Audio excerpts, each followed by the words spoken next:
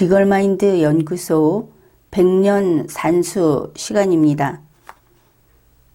3살부터 103살까지 공부하는 100년 산수는 리걸마인드를 성장시키고 두뇌 기능을 향상시키는 두뇌 체조입니다. 매일 계속 그리고 제대로 해야 합니다. 먼저 문장을 봅시다. 여기에 동물이 모두 괄호가 있다.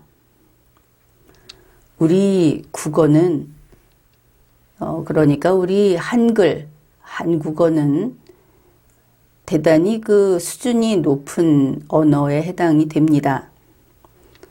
문장이 쉽지 않다. 어린 아이들이 처음 배울 때부터 우리의 문장은 복합적이다. 그것을 알 수 있습니다. 그저 한 줄 문장입니다. 그런데 여기에 얼마나 많은 요소가 결합되어 있는가? 그것을 살펴보기로 하죠. 이렇습니다. 여기에 있다. 이것이 하나이죠. 그것으로 충분히 뜻을 전달할 수 있습니다. 여기에 있다. 사실 생활에서는 이렇게 쓰는 경우가 많습니다. 그러면 그 말을 들은 상대가 여기에 무엇이 있구나. 이렇게 다음 단계로 나가는 것이죠. 우리 국어는 이런 식으로 상호작용을 하는 의사소통을 한다. 이것도 특징입니다. 그러니까 말을 하는 사람이 모든 요소를 다 담아서 하는 것이 아니고 말을 먼저 하고 그것을 받아서 대응하고 또 대응하고 이런 식의 상호작용이 쭉 연결되면서 실은 의사소통이 원활하게 된다. 그것이 우리 국어이고 한글입니다. 여기에 있다. 여기에 무엇이 있는가? 여기에 동물이 있다. 그러면 조금 더 세분화되죠. 여기에 동물이 있구나. 그러면 있다. 이것으로 모든 정보는 다 알려졌는가? 그렇지 않죠. 동물이 괄호가 있다. 이렇게 됩니다. 동물이 했을 때 이 이라고 하는 조사는 주격조사, 주인공이 되는 그런 조사가 됩니다. 그런데 괄호가 있다. 또 이 가라는 것도 주격조사로 쓰이죠. 은, 는, 이, 가. 이것이 주격조사입니다. 그러면 여기에 무엇이 들어갈까? 동물이 무어가 있다. 동물 이름이 들어갈 수도 있고 또 숫자를 헤아리는 그런 말이 들어갈 수도 있지만 영어식으로 말해서 명사가 되는 것이 같이 들어가야겠다. 이렇게 될 겁니다. 그냥 쉽게 이야기해서 이렇게 되겠죠. 여기에 동물이 보니까 여럿 있죠. 그 동물을 헤아리는 단위는 마리. 그래서 몇 마리가 있다. 이렇게 되겠습니다. 이것이 100년 산수이니까 숫자를 헤아려서 괄호를 채워라. 그렇게 되겠죠. 그런데 어느 정도 헤아릴 것인가? 대충 빠뜨려 가면서 아니면 하고 싶은 데까지만 헤아릴 것인가? 이런 문제가 있죠. 그것을 한정해 주는 말이 모두라는 뜻입니다.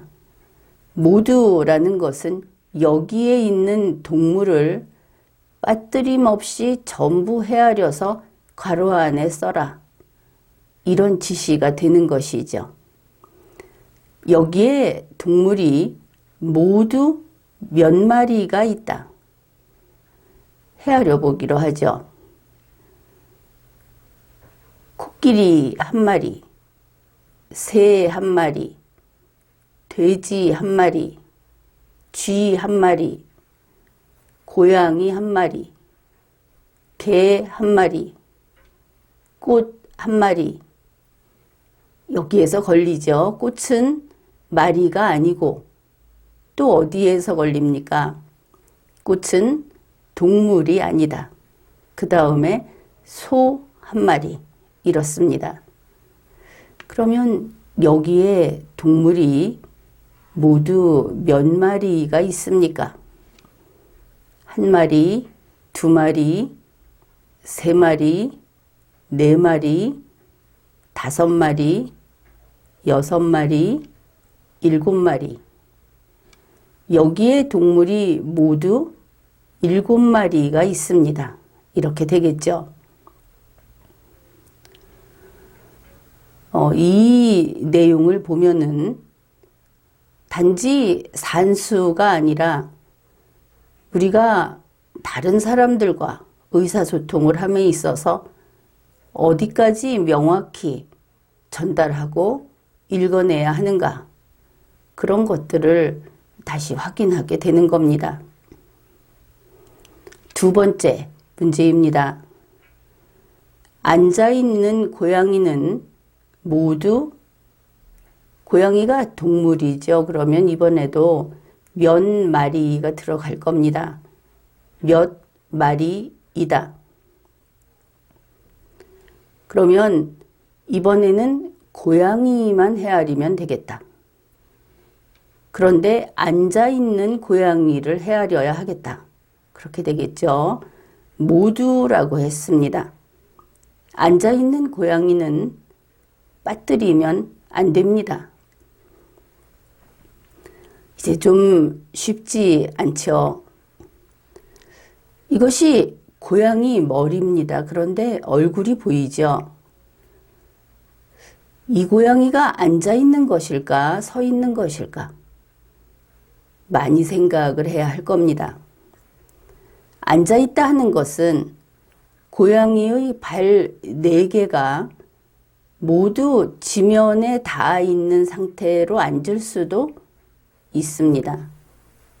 그것도 생각을 해야 하겠죠. 이 그림을 봅시다. 확실히 서 있죠.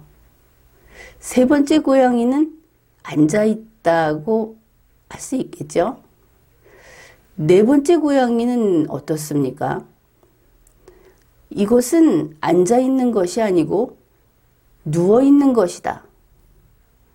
그렇게 해야 되겠죠. 여기에서 또 생각해 볼 것이 있습니다. 사람은 누워 있을 때 이렇게 있지 않습니다. 등이 바닥에 닿죠. 고양이는 등이 바닥에 닿은 것이 아니고 이렇게 있을 때도 누워 있다고 한다. 엎드려 있다고 해야 하겠죠. 어떻게 표현하는 것이 적합할까? 항상 생각을 하는 것이 좋습니다.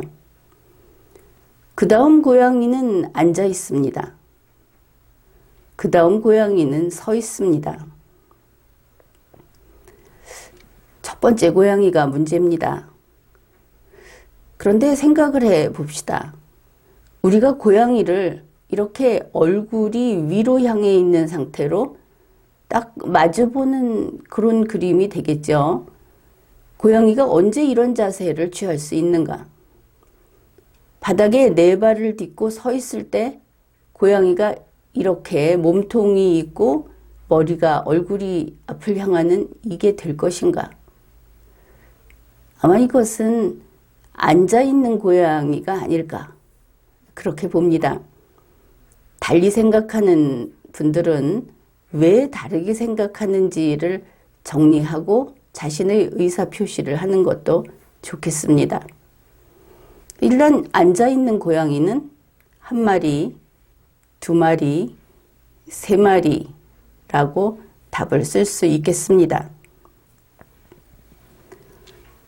이제 또 다른 문제입니다. 괄호 있는 쪽을 향하고 있는 고양이는 모두 2마리이다.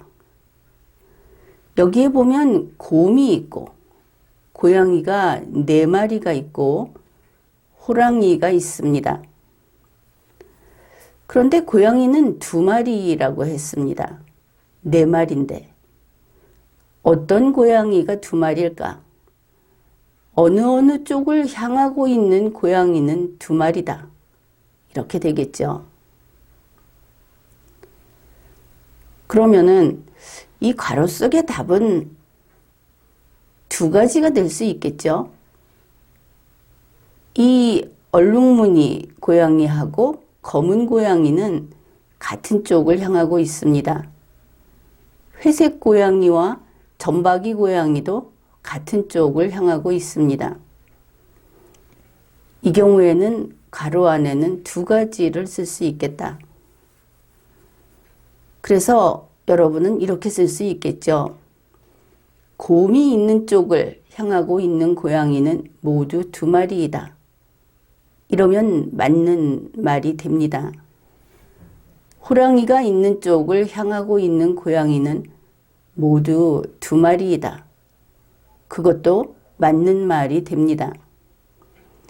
여기에서 유의할 것은 우리가 볼 때 곰은 왼쪽에 있고 호랑이는 오른쪽에 있습니다.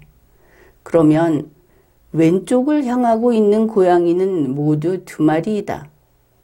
이렇게 말을 해도 될 것 같죠. 그런데 그것이 서로 보는 방향이 다를 때는 왼쪽을 향하고 있는 고양이가 얼룩무늬가 아니고 회색과 점박이가 될 수도 있다. 이 점도 생각을 해야 합니다. 우리가 흔히 방향을 이야기할 때 이쪽, 저쪽 이렇게 말을 하고 글을 쓰죠. 그런데 그것은 불분명한 글쓰기가 됩니다. 왜냐하면 내가 상대방과 같은 위치에 있을 때만 바른 글쓰기가 되기 때문입니다. 여기에 대해서는 앞으로도 생활 속에서 종종 관찰을 하고 스스로 생각을 하고 그렇게 하기로 합시다.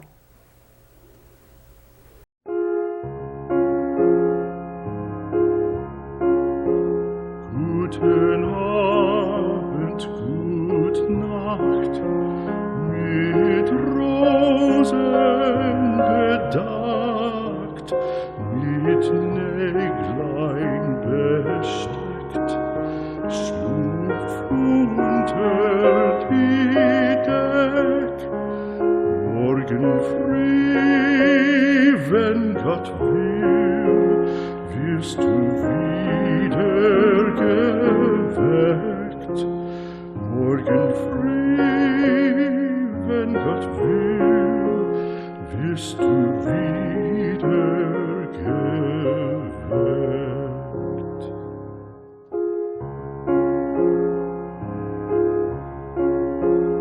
Guten Abend, gute Nacht, von Englein bewacht, die zeigen im Traum dir Christkindleins Baum. Schlaf nun selig und süß, schau im Traums Paradies. Schlaf nun selig und süß, schau im